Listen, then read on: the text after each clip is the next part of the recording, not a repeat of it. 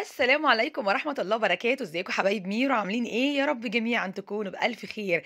النهارده فيديو جديد، وتعالى اقول لكم بقى لما بتزنق كده في يوم من ايام رمضان واحب اطلع بواقي الاكل اللي عندي من قبلها بيوم واعمل سفرة شيك وفاخرة كده على الاخر بحاجة واحدة بس، يعني تجديد واحد بس. هنعمل النهارده كفتة الحاتي بكل اسرار نجاحها وبكمية لحمة مفرومة قليلة، مكون واحد بس هنضيفه ليها هيديها طعم جميل جدا وهيخليها كمان حجمها يزيد ويتضاعف. يعني لو عندك عزومة ولا حاجة تقدري بأقل كمية لحمة وتبقى لحمة بلدي وصافي وطعمها تحفة وخطيرة جدا، تعملي كمية كبيرة جدا من الكفتة. هنحول نص كيلو اللحمة المفرومة ده لكيلو من الكفتة، ونعمل سمبوسة كمان. والسفرة النهاردة شهية جدا وجميلة ولذيذة جدا جدا جدا. حطوا لايك للفيديو، واللي لسه ما اشتركش معايا يشترك وينورني واشرح واقول بس صلوا على الرسول عليه افضل الصلاه وازكى السلام. ايه بقى المكون اللي بقول لكم عليه؟ يا اما رغيف فينو، يا اما نص رغيف او رغيف عيش من البلدي. سوري الشامي العادي. الفرنساوي ده اللي هو العيش اللبناني، ولا الفرنساوي بيقولوا عليه اللبناني؟ لا لبناني. او الشامي العادي اللي هو بالدقيق الابيض. ده او ده، يا اما رغيف من العيش الشامي، يا رغيف من العيش الفينو. لا هنحط لها برغل ولا هنحط لها فول صويا ولا بطاطسايه ولا جزرايه ولا اي مكونات يعني خزعبليه. هو رغيف عيش من عندك من التلاجة كان ناشف وكنتوا غدرانين عليه مش عارفين تاكلوه، خلاص هجيبه هقصه بالمقص كده في البوله دي وهنزل عليه بشويه ميه مغليه كده من الكتل. تمام، هو دقيقتين اتنين بالظبط هتلاقي الفينو بتاعك شرب المية السخنة دي. وبعدين همسكه بقى كده ايه، بايديا اعصره جامد او بمصفى بشاشة باي حاجة. المهم هنخرج كل المية اللي فيه. اهو بصوا عصرته خالص. همسك الوقت شوية معاكم كده، بصوا ما بيطلعوش مية نهائي. ده رغيف واحد بس، رغيف علشان انا معايا نص كيلو من المفروم. لو انت هتعملي كيلو من اللحمه المفرومه يبقى معاكي من رغيف ونص لرغيفين. مش هيبان في الطعم خالص خالص خالص، ولو حتى بان ده عيش. ده عيش يا جماعه ما فيهوش اي حاجه. الكبه الحلوه بتاعتي معايا هنا نص كيلو مفروم، يعني ايه عليه دسم. بصوا ده ايه؟ ده تفل بصل. فاكرين في الفيديوهات بتاعت المشاوي اللي بعملها معاكم وببشر كميه كبيره من البصل، ببقى عايزه الميه بتاعته بس عشان المشويات، تتبيله المشويات. بقول لكم انا مش برمي تفل البصل ابدا لاني بحتاجه لما نيجي نعمل الكفته. اهو جه يوم اهو. هجيب بقى كميه تفل البصل اللي انا محوشاها في الفريزر. طبعا نفعتني، كلنا عارفين البصل ب 30 جنيه، فانا كده وفرت ان انا افرم بصل للوصفه بتاعت النهارده. الكبه بتاعتي الحلوه هنزل فيها بالعيش المبلول ده وعليه قرن من الفلفل كده. وكمية البصل دي مثلا مقدار بصلاية كبيرة. التفل بتاعها بس، مش عايزين المية في الكفتة بتاعتنا عشان ما تفكش. ده أول سر، إن انتي ما تزوديش سوائل في عجينة الكفتة بتاعتك. تاني سر، إن يكون المفروم بتاعك في نسبة من الدسم. يعني لو اللحمة المفرومة عندك حمرة، ابشر لها حتة ليا أو حتة اللي هو الدوش اللي بيقول عليه دوش ده. أو تكوني أصلا من الأساس شارية المفروم فيه دسم زي اللي انا شارياه ده جاهز كده من هايبر، اسمه مفروم بالدسم، بجيبه للحواوشي وللكفته. خلاص، غير المفروم الاحمر اللي بجيبه في العصاج العادي بتاع الحشوات العاديه يعني. خلاص تمام كده. معايا بقى كيس من خلطة الكفتة بتاع كنور.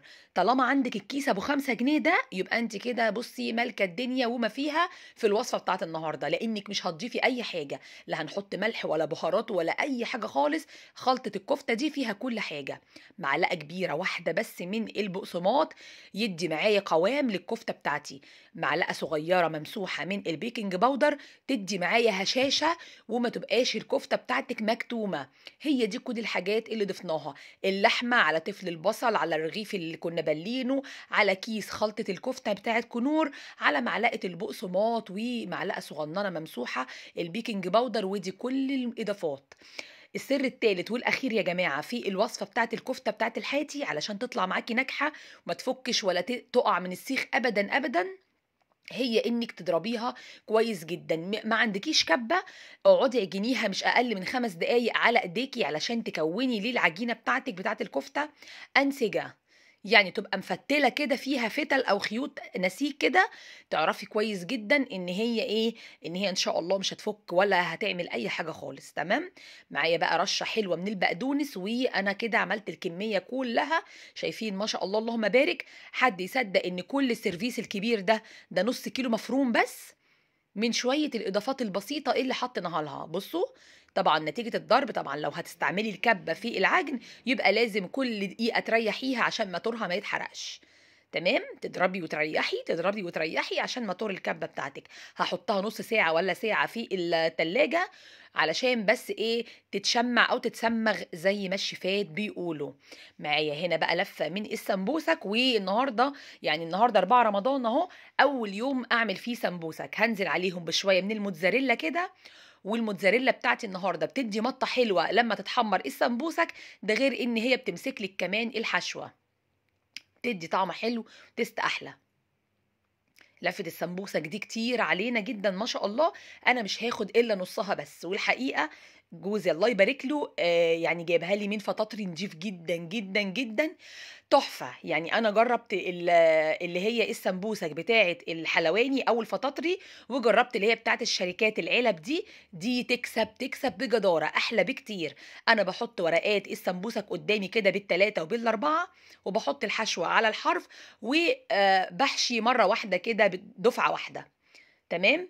الناس اللي بتزهق من حشوة السمبوسك اعملي كده، على الرخامة بتاعتك افردي الورق كله قدامك وانزلي بالحشوة بتاعتك. طبعا حشوات السمبوسك كتير، تقدري تحشيها سبانخ، تقدري تحشيها ميكس جبن على بسطرمة على زيتون كده حلقات، تقدري تحشي لحمة مفرومة زي انا ما عاملة النهاردة. يعني السمبوسك اي حاجة هتدخليها فيها مش هتقولك لا. تمام. اللي في الطبق الابيض ده ميرو بقى، اللي في الطبق ده شويه عامله معلقه دقيق واحده بس كبيره، عليها شويه ميه صغيرين، وعجنه عجينه كده صغنونه زي الصمغ. بصي كانك عامله لها صمغ كده. بقفل حجيبه بالطريقه العاديه المتعارف عليها، والطرف بلزقه بالعجينه دي، استحاله تفك منك في الزيت ابدا، ولا تتنكش، ولا يبقى شكلها مش ولا بد. هعمل الكميه كلها. والنهارده السمبوسك ايه برعايه ادهم ابني. ادهم ابني وقف معايا قال لي يا مامي حضرتك يعني تعبتي قوي النهارده وكده، وحسيك تعبانه، بالله عليك يا مامي تعلميني الفها. علمته في واحده ما شاء الله اللهم بارك، وقف لا حشى معايا كتير. بصوا، اي نعم بطيء ببطء، بس لما ابنك يقولك يعني عايز يساعد، ما تحرميهوش ابدا من الاحساس ده، ان هو واقف وراجل كده وكبير وبيساعد. حتى لو اتعملت وحشه، حتى لو اتعملت غلط، حتى لو منكوشه، حتى شجعيه وقولوا لي برافو جميله وحلوه وكده، علشان يبقى مبسوط. وانا بعود ولادي من صغرهم على المشاركه في اي حاجه، حتى لو مش عجباني ممكن بعد كده اعملها بعديه، بس بحسسه ان هو عمل حاجه وشارك وحنين. كفايه احساسه ان هو حاسس ان انا واقفه تعبانه وعايز يساعد باي حاجه. فما تجيش انت بقى تقومي قافشه عليه وكسفاه، لا هتطلع وحشه، لا لا لا لا لا، حتى طلعت مره وحشه تطلع المره التانيه حلوه. ربنا يبارك في اولادي واولادكم جميعا يا رب. خلصنا السمبوسه كلها، عملت لي سيرفيس محترم. هنعمل ايه بقى؟ هجيب شوية مية صغيرين، ربع كوباية كده، عليها معلقة من الصلصة، ورشة ملح ورشة فلفل أسمر، ومعلقة صغيرة من التوم البودرة. همكس الكلام الحلو ده كله مع بعضه، ودي المية اللي هنزل كده فيها ايديا، ابل فيها ايديا اصبع بيها الكفته. احنا لو كنا ما عنديش طفل بصل في الفريزر، يعني لو كنت هفرم بصل مخصوص للوصفه بتاعت النهارده، كان زماني خدت ميه البصل وهي حلت محل الدريسنج او الميه اللي انا عاملاها دي. كنا خدنا ميه البصل حطينا عليها الصلصه والتوابل بتاعتنا دي. لكن مفيش، والجيش قالك اتصرف، وانا مفيش حاجه الحمد لله بتقف قصادي ابدا. تمام. هنا عندي العصايه بتاعت الايه، السوشي اللي بياكلوا بيها سوشي. خلاص، هصبع عليها. عندك ظهر معلقه خشب، عندك معلقه الاكل بتاعتك، عندك سيخ، اي حاجه صبعي على اي حاجه، ان شاء الله حتى تصبعيها على ايديكي. انا برتاح في الطريقه دي، الطريقه اللي تريحك صبعي بيها. خلاص، ببل ايدي من الخلطه اللي انا عملتها دي. اولا بتسهل عليا فرد الكفته على السيخ، وثانيا كمان بتدي طعم جميل جدا للكفته ولون كمان حلو من بره. خلاص. طبعا تقدري تعملي صوابع على ايديكي كده، كانك بتصبعي كفته، اي كفته. بصوا شايفين بحرك لكم السيخ يمين شمال، برقصه لكم اهو، ما بتقعش ابدا. ولا بصي كفته يعني الحاتي نفسه يقول لك هاتي مقاديرها، كفته على ابوها يعني، مقادير مظبوطه جدا جدا جدا جدا جدا. تمام. خلصت كل الكميه. بصوا السيرفيس الكبير ما شاء الله، البايركس الكبير ده من نص كيلو مفروم بس. حلو جدا، توفير التوفير بصراحه. انا دهنت كده دهنه سمنه بلدي في قاع الصاج اللي هدخله الفرن ده، وكمان من فوق الوش كده بدهن سمنه للتطعيمه مش اكتر، بس بتدي طعم حلو، لان طبعا ما فيش اي دهون يعني الا هي الدهون الدسم اللي في اللحمه. خلصت كده، وكان لسه بدري على ايه، على المغرب، فقلت افرش لها فرشه بقدونس على السيرفيس بتاع التقديم كده. وادي علبه التلاجة البطله معايا من اول يوم رمضان، بطلعها. بصوا كنت جايبه ب 20 جنيه خضره زي ما قلت لكم في الفيديو بتاع من كام يوم، ومقطعاه وحافظاه بالطريقه اللي قلت لكم عليها. تعالوا بقى نعمل رابع ولا خامس نوع ولا رابع نوع سلطه من اول يوم رمضان، وانا بعمل لكم انواع كتيره جدا من السلطات. والنهارده في الفيديو ده هوريها لكم كلها بسم الله ما شاء الله، يعني عملنا انواع كتير جدا. دي بقى سلطه السماق اللي انا بحبها وبموت فيها جنب المشاوي، بتليق جدا لو عامله كفته مشويه، شيش طاووق، فراخ مشويه، اي مشاوي. سلطه السماق دي اعتمديها لحمه مشويه على الفحم، خطيره. بجيب حبيتين من الطماطم كده وبقطعها شرايح كده سلايس، مش مكعبات زي السلطه، لا سلايس كده شرايح. وكمان فلفلايه حاره برضو شرايح، وبصلايه، والاساسي في سلطه السماق دي البصل. خلاص. برضو بقطعه جوانح او شرايح رفيعه بالطول زي ما انتم شايفين كده. هقطع الكميه دي كلها، ومعلقه بقى كبيره من السماق.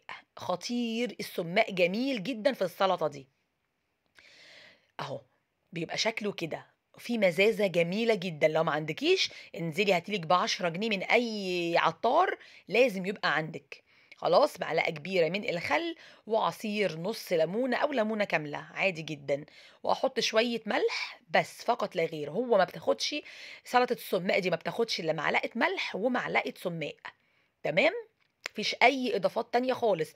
اخر مكون هحطه، وده بقى افتكاسه من عندي كده، معرفش اذا كان الناس بتحطها ولا لا، شويه نعناع مجفف.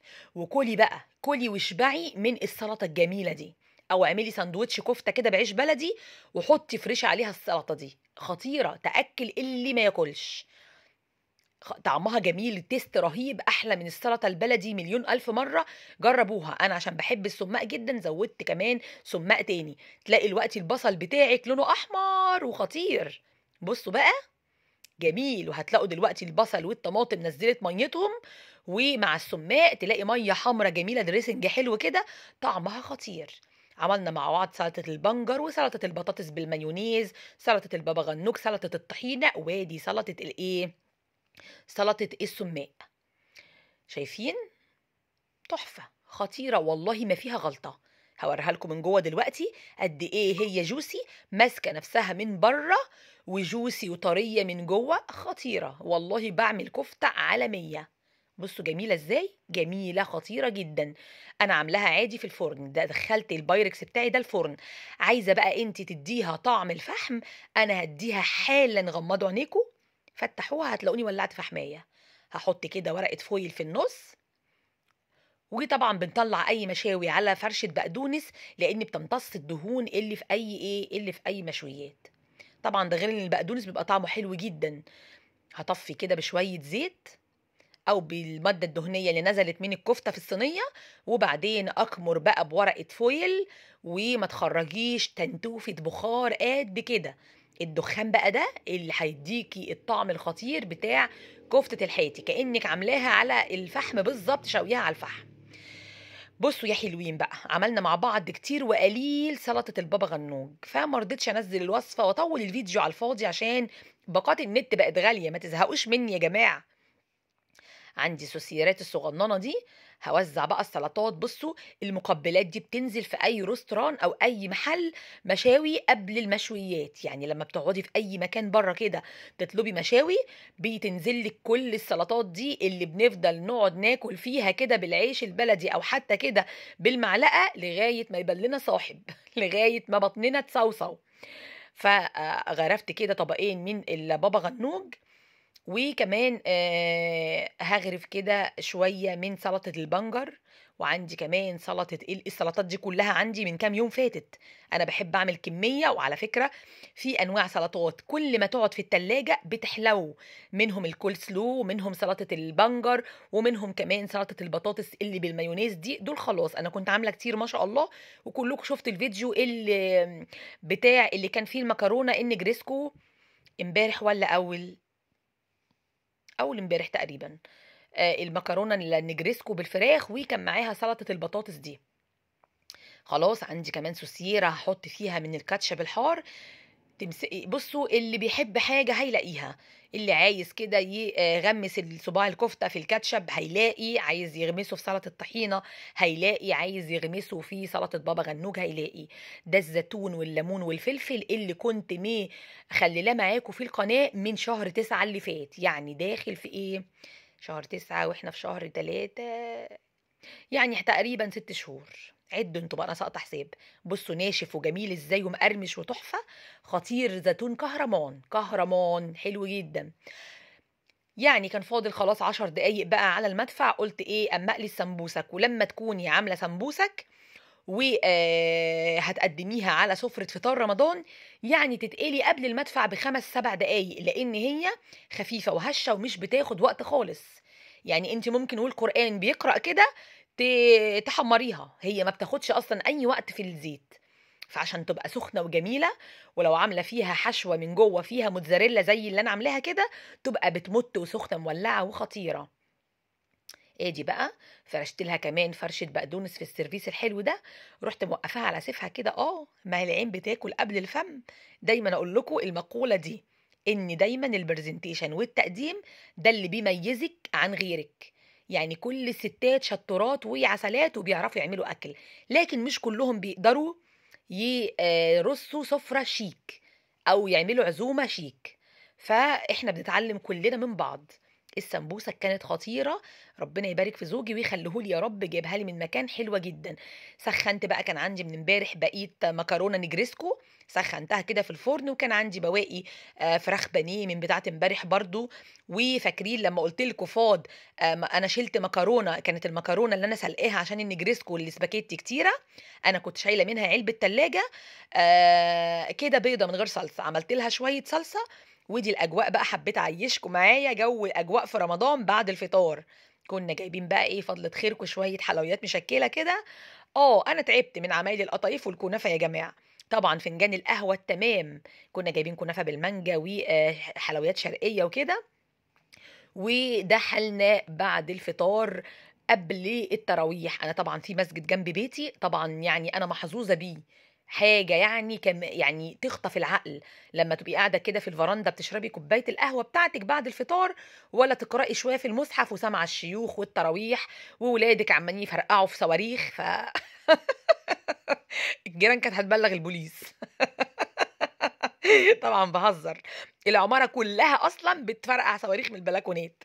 ربنا يفرح الناس جميعا يا رب، ورمضان كريم عليكم، وربنا يرزقكم من حيث لا تحتسبوا، ويا رب فرحانين وسعداء ومتهنيين في رمضان أنا وانتوا والسامعين، قول أمين. طبعا أنا وريتكم فرشة زينة رمضان في الفرندا، بس حبيت أوريها لكم بقى بالليل عاملة ازاي. يا رب الفيديو النهاردة يكون عجبكم وتكونوا استفدتوا من الوصفات اللي شفتوها. شكرا جدا، سلام عليكم، باي باي.